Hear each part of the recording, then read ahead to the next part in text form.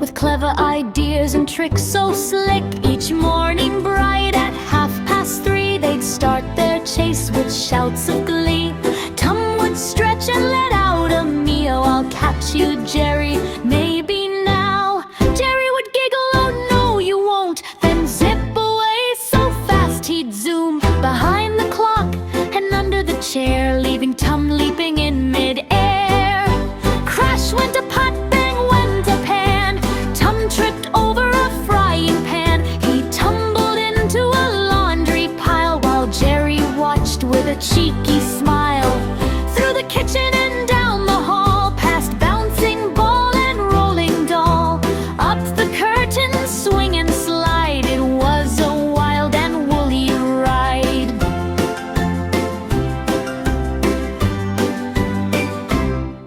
Tum built a trap with cheese so sweet, placed it nicely on the seat.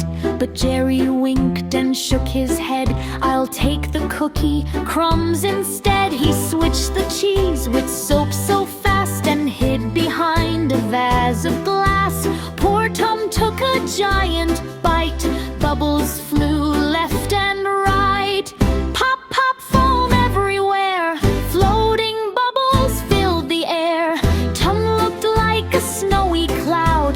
Jerry laughed both long and loud. But sometimes when the day grew long and things went slightly sadly wrong, they'd sit together by the door, not wanting to chase anymore. If thunder roared or rain would pour, Jerry wouldn't tease and soar. Tum would let him share his mat. Imagine that, a mouse and cat.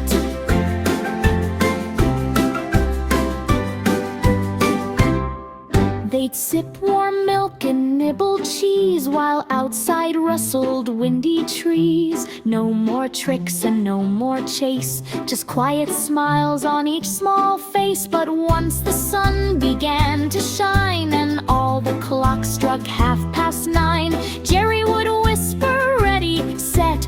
Tum would say, not finished yet. Then off they'd go with joyful sound, dashing wildly all around. Though they fought and raced all day, it was their funny, friendly way. For deep inside, as you can see, they loved their game of chase and flee. A cat, a mouse, a house so merry. That's the tale of Tum and Jerry.